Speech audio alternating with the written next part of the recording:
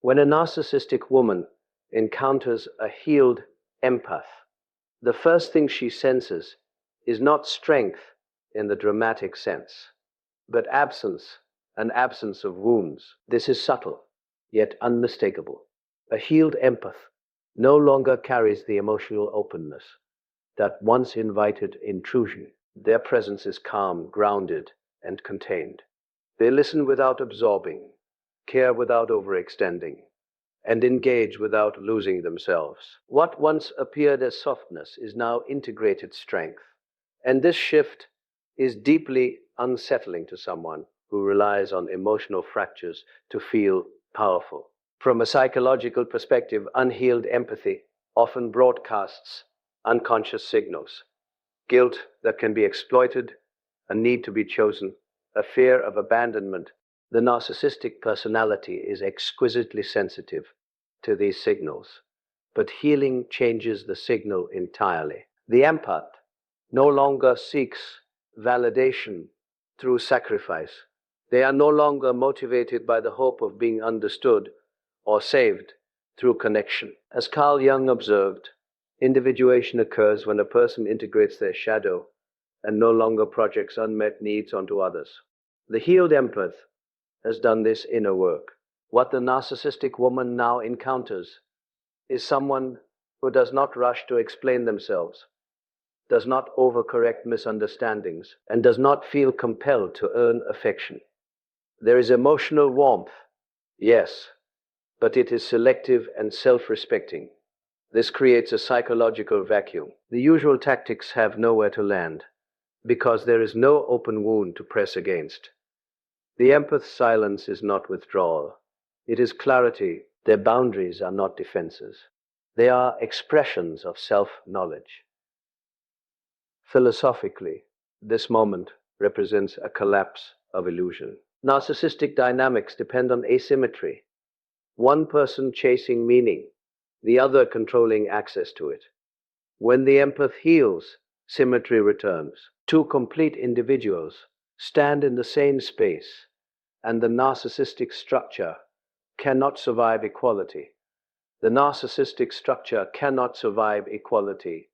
The narcissist does not meet submission or resistance, and wholeness cannot be dominated. So the game ends not with conflict, but with recognition. When you heal, you stop advertising your pain to those who feed on it, and in doing so, you quietly reclaim your power. When manipulation no longer works, it is not because the tactics have changed, but because the person standing in front of them has. A narcissistic woman depends on emotional hooks, subtle triggers designed to pull another person out of their center. Confusion, guilt, urgency, fear of loss, the need to explain oneself. These are not random reactions. They are predictable psychological entry points. And for a long time, they worked because the empath was emotionally open, responsive, and unconsciously trained to repair tension. A healed empath disrupts this pattern entirely. They still feel, but they are no longer ruled by feeling. Where there once was immediate emotional engagement, there is now pause. Where there once was self-doubt, there is discernment. Manipulation requires movement, an emotional push or pull, but the healed empath remains still, not cold, not detached, simply grounded. This is what causes the tactics to fail. Gaslighting loses its power when a person trusts their inner reality. Silent treatment collapses when silence is no longer interpreted as abandonment. Provocation becomes meaningless when reactions are no longer automatic. The narcissistic woman may escalate at first, sensing that something familiar is slipping away, but escalation only exposes the strategy more clearly, and clarity is poison to manipulation, is poison to manipulation. From a Jungian lens, this is the moment when projection can no longer attach. As Carl Jung described, what remains unconscious is projected outward. Manipulation depends on the other person carrying unresolved inner material, shame, fear, unintegrated shadow.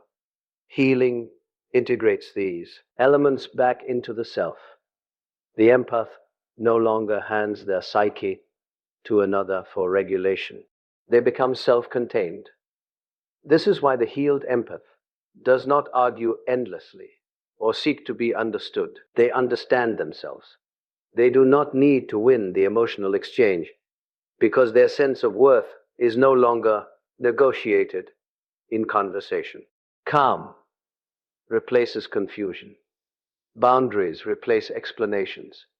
Presence replaces performance. And in that moment, the narcissistic dynamic collapses.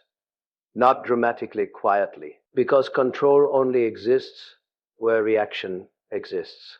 When you stop reacting, you stop being controlled. The most powerful response is not confrontation, it is inner stability. Heal your emotional reflexes, and no one can pull your strings again. When a narcissistic woman meets a healed empath, something unusual happens. There is no fight, no emotional chaos, no dramatic clash of wills. Instead, she encounters a mirror she cannot escape. The healed empath does not accuse, defend, or attempt to expose. They simply remain psychologically present, and this presence reflects reality back without distortion. For someone built around a carefully constructed false self, this is profoundly unsettling. The narcissistic personality survives through external regulation, validation, admiration, fear, or emotional dependency from others stabilizes an inner sense of emptiness. But the healed empathide no longer offers these compensations. They do not inflate ego, nor do they shrink themselves to preserve harmony. Their neutrality becomes a silent confrontation. It says, without words, I see you, and I am not impressed, threatened, or dependent. This is where discomfort arises. The narcissistic woman is forced inward. She feels something she works tirelessly to avoid: self-awareness, not insight, but exposure. The healed empath's calm is not indifference, it is integration. Their emotional consistency highlights the contrast between authenticity and performance, and contrast creates awareness. From a Jungian perspective, this is the moment the shadow is activated. As Carl Jung explained, when the shadow is not consciously integrated, it is projected onto others. In the past, the narcissistic woman could project insecurity, blame, or inferiority onto the empath who would absorb it. But now there is no receptacle. The projection falls flat and returns to its source. This is deeply destabilizing because the psyche is suddenly confronted with what it has avoided owning. The healed empath does not mirror through criticism, but through wholeness. They don't expose secrets. They expose patterns by refusing to participate in them. Their emotional independence communicates a quiet truth. Connection is optional, not necessary for survival. This removes the narcissists leverage entirely. What often follows is withdrawal, irritation, or subtle contempt, not because the empath has done something wrong, but because they have done something intolerable. They have stopped playing a role. The narcissistic woman senses that control is impossible, where self-awareness has taken root. And this is the deeper lesson. When you heal, you stop being a surface others can project onto. You become a mirror that returns responsibility to where it belongs. And few things are more transformative or more threatening than being seen without distortion. At a certain point, the shift becomes unmistakable. The power dynamic quietly reverses, not through confrontation, not through dominance, but through self-containment in narcissistic relationships. Power has never truly belonged to the loudest or the most confident. It belonged to the one who needed less. The healed empath understands this intuitively.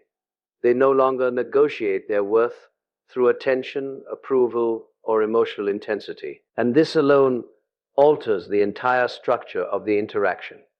Previously, the narcissistic woman controlled rhythm and meaning. She decided when closeness was granted, when distance was imposed, when approval appeared and disappeared. The empath, still unhealed, adjusted themselves to these fluctuations, mistaking emotional turbulence for depth. But healing restores inner gravity. The empath no longer orbits another person's moods. They move according to their own center person's moods.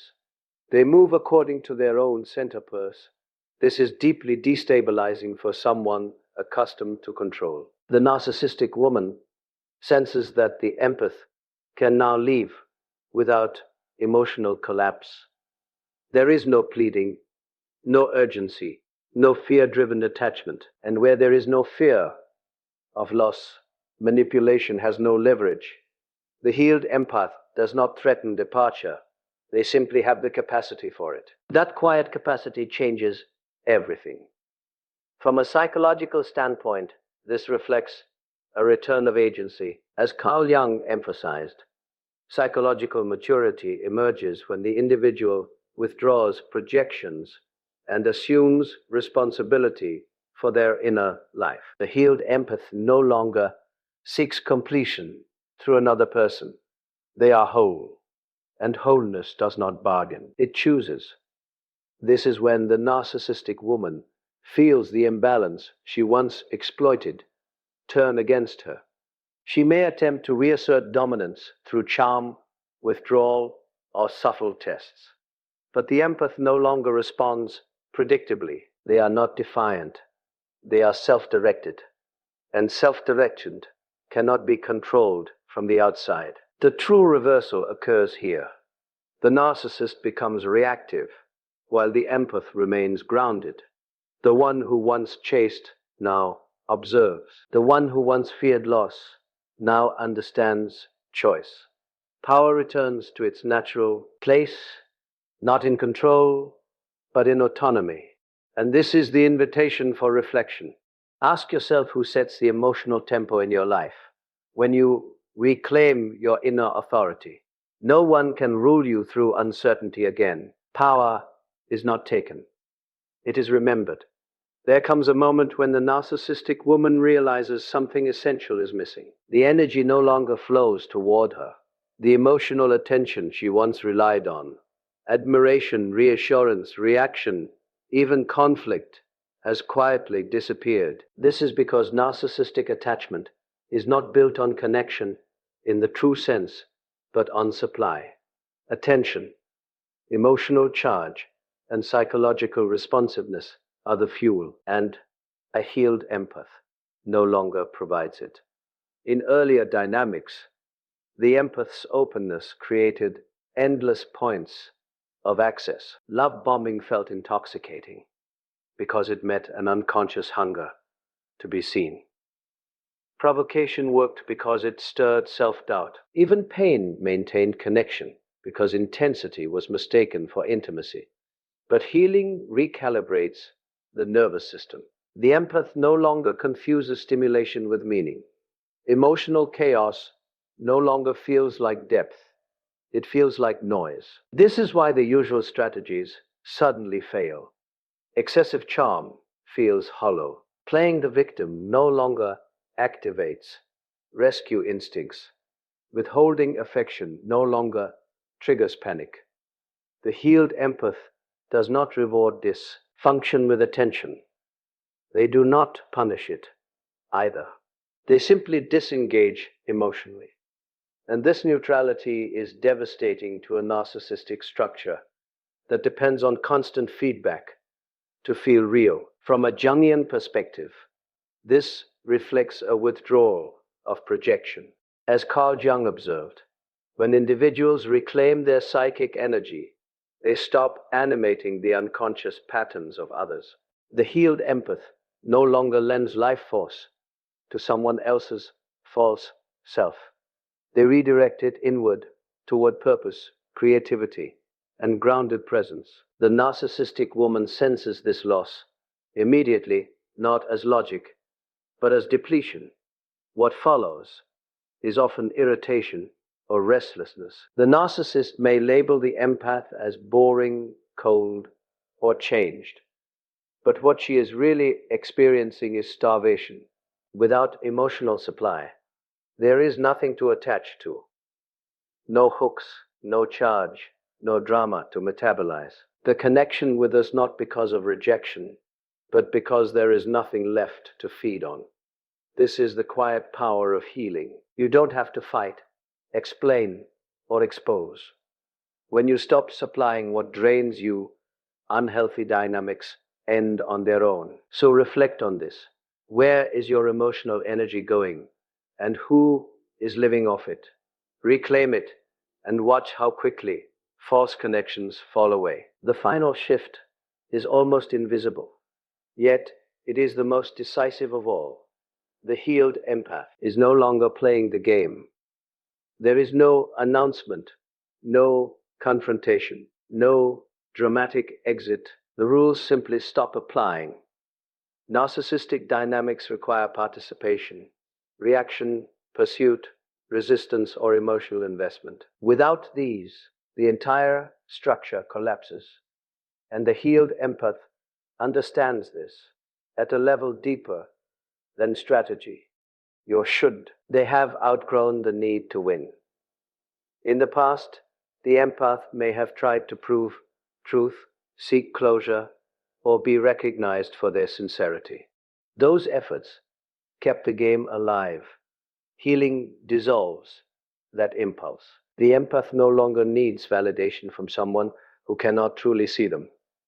They do not chase understanding from a psyche built on avoidance. Instead, they choose alignment with themselves. This choice alone ends the interaction. The narcissistic woman often senses this before it is spoken. She may attempt one final provocation, an emotional pull, a sudden display of vulnerability, or a return to charm. But the healed empath does not respond reflexively. There is no anger to exploit, no longing to awaken, no guilt to activate. What remains is clarity.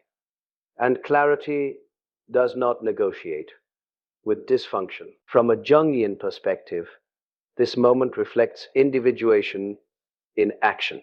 As Carl Jung described, psychological maturity emerges when a person lives from their center rather than from unconscious complexes.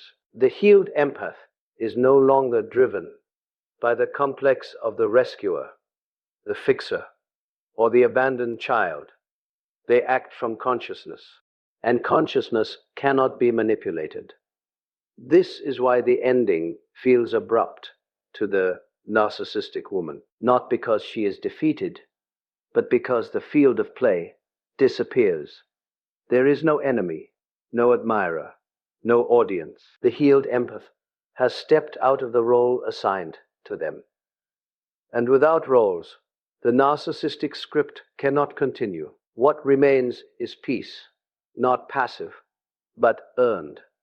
A peace that comes from knowing you do not need to dominate or be dominated to feel whole. So let this be the reflection you carry forward. The most powerful move is not the final word, but the final withdrawal of your energy. When you stop playing, the game ends instantly, and your life finally begins.